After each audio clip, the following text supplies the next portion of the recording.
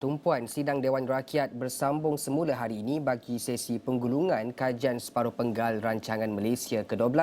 Dan untuk laporan lanjut, kita bersama wartawan Ridauddin Daud yang mempunyai perincian lebih lanjut. Silakan Ridauddin, apa cerita di Parlimen? Baik, terima kasih rakan tugas di Pusat Penyiaran Asia Bukit Jalil. Kalau minggu lepas lebih kurang 150 lebih ahli parlimen berbahas berkenaan dengan kajian separuh penggal Rancangan Malaysia ke-12, dan pada hari ini bermulalah sesi jawapan daripada menteri-menteri ataupun sesi penggulungan daripada menteri-menteri menjawab persoalan-persoalan yang dibangkitkan oleh ahli parlimen yang diungkapkan pada minggu lepas. Jadi pada hari ini sudah pun bermula sesi jawapan tersebut dan dimulakan pada pagi tadi oleh Menteri di Jabatan Perdana Menteri Reformasi Undang-Undang dan Institusi, Undang-Undang dan Reformasi Institusi, Datuk Seri Azalina Osman Said, yang mengungkapkan beberapa perkara dan juga ada beberapa isu panas juga yang dibangkitkan pada pagi tadi. Namun semuanya bermula pada jam 10 pagi. Dan pada 10 pagi sebenarnya sudah pun ada sedikit, bolehlah katakan sedikit panaslah juga, tidaklah begitu panas namun sedikit panas apabila Datuk Seri Syahidan Kassim, ahli Parlimen ARA, membangkitkan isu harga beras. Menurut beliau, harga beras sekarang sudah pun semakin naik, dan ketika beliau pergi ke banyak tempat di Perlis, ramai rakyat mengadu kepada beliau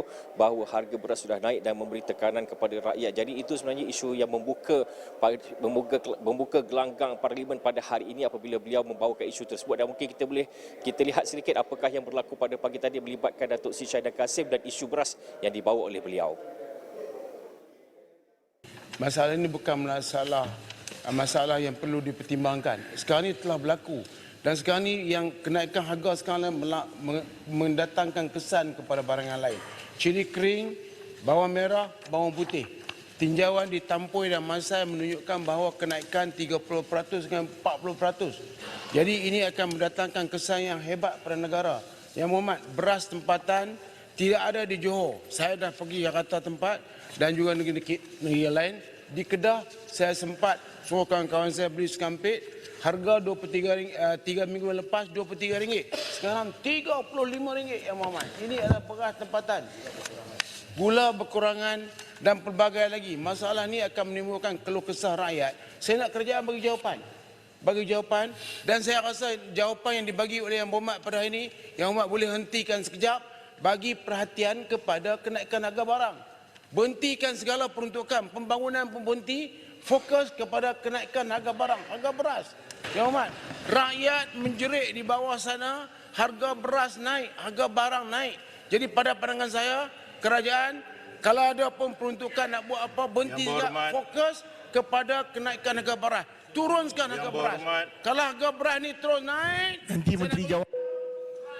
Yang Berhormat Arau duduk. Yang Berhormat Arau duduk. Yang Berhormat Arau, apa yang disarankan oleh Yang Berhormat Arau ni ada dalam pertimbangan pihak Dewan, di bawah pertimbangan Speaker. Dan masalah ini, apa yang saya dimaklumkan dan apa yang saya akan sampaikan di sini, apa yang diketahui, sangkat saya ketahui, perkara ini dalam pertimbangan yang diputus Speaker dan akan dijawab oleh Yang Berhormat Menteri. Baik Fahmi, itu apa yang dibangkitkan oleh Datuk Seri Syahidan Kassim sebentar tadi. Dan kalau sebelum saya lihat sebelah sini pun sebenarnya masih lagi kelihatan Datuk Seri Syahidan masih lagi membangkitkan isu-isu rakyat, terutamanya yang beliau sentiasa membawakan dari hari ke hari di sidang Parlimen. Namun kalau diikutkan sebentar tadi, usul yang dibawakan oleh Datuk Seri Syahidan Kassim itu sebenarnya telah pun ditolak oleh Timbalan Speaker Datuk Ramli Mohamad Noor untuk dibahaskan dalam persidangan khas pada kali ini, kerana menurut beliau Menteri akan menjawab sendiri perkara tersebut, dan pastinya ia sudah pun dibawa oleh 55 ahli Parlimen, dan pastinya Menteri akan menjawab pada hari ini. Kalau diikutkan jadualnya hari ini, Menteri Keterjaminan Pertanian dan Keterjaminan Makanan, kalau diikutkan gilirannya adalah nombor 5, sekarang adalah nombor kedua saya fikir. Jadi mungkin akan mendapat jawapan berkaitan harga beras pada hari ini. Namun kemudian ada juga berkaitan dengan Datuk Seri Azalina Osman apabila ketika beliau menggulung, beliau mengatakan kerajaan kini sedang berusaha melakukan beberapa pindaan undang-undang termasuk melibatkan Akta Perlindungan Pemberi Maklumat 2010. Menurutnya pindaan undang-undang boleh dilakukan, namun mekanismenya selalu mengambil masa lebih lama.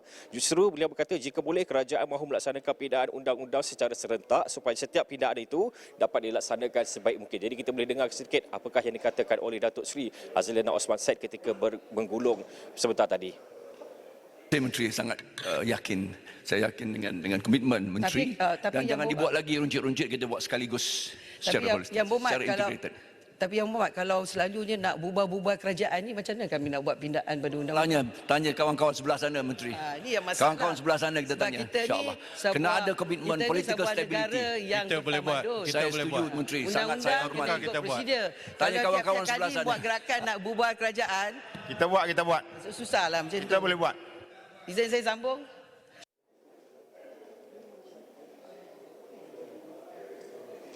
Baik, itu satu isu. Kemudian Datuk Seri Azlan Osman Said juga memberi jaminan bahawa kerajaan komited untuk memisahkan peguam negara dengan kuasa pendakwaan yang berhangat diperkatakan sejak kebelakangan ini. Beliau juga sempat mengkritik kerajaan sebelum ini kerana 4 tahun menjadi kerajaan, mengapa tidak dilakukan pemisahan sedangkan ketika itu mereka sedang berkuasa. Jadi kita dengarkan sedikit apakah yang dikatakan oleh Datuk Seri Azlan Osman Said.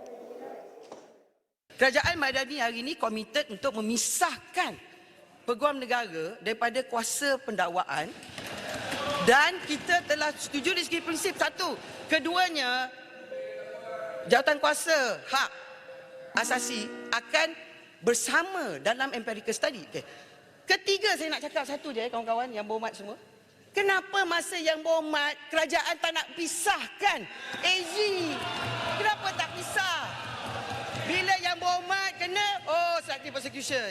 Bila belah sini kena, padan muka. Apa hal? Dalam Itu sebabnya, dalam isu ni, Tak kami sempat di buat, sini jatuh. cakap kami buat. Yang berhormat di sana, bukan saja tak buat, cakap pun tak. Berkuasa 4 tahun. Kami tunggu, saya duduk situ, saya tegur, saya duduk backbencher. Jadi macam mana ni? Jangan nak cakap tentang selective prosecution. Sebab kerajaan Madani ni komited kepada tata kelola yang lebih adil.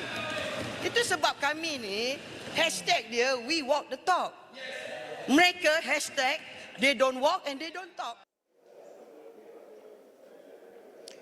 Baik Fahmi, tadi juga beliau sempat juga memberitahu bahawa isu DNAA melibatkan Datuk Seri Ahmad Zahid Hamidi akan dijawab oleh Perdana Menteri Datuk Seri Anwar Ibrahim di Parlimen esok. Jadi kita akan tunggu apakah yang akan dijawab. Pastinya esok akan menjadi hari yang panjang dan juga hari yang panas. Kalau ikutkan sebenarnya sekarang pun sebenarnya Datuk Seri Ahmad Zahid Hamidi sedang menggulung apa yang soalan yang dibangkitkan oleh ahli-ahli parlimen sebelum ini. Pastinya saya jangkakan mungkin akan ada celahan-celahan yang mungkin sedikit mengusik Datuk Seri Ahmad Zahid Hamidi. Apa pun saya akan terus berada di sini. Hari ini kalau ikutkan jadual ada 14 menteri yang akan ataupun kementerian yang akan menggulung. Yang terakhirnya adalah Kementerian Sumber Asli Alam Sekitar dan Perubahan Iklim. Sekarang adalah yang kedua kalau ikutkan. Sebelum ini Jabatan Perdana Menteri dan sekarang adalah Kementerian Kemajuan Desa dan Wilayah.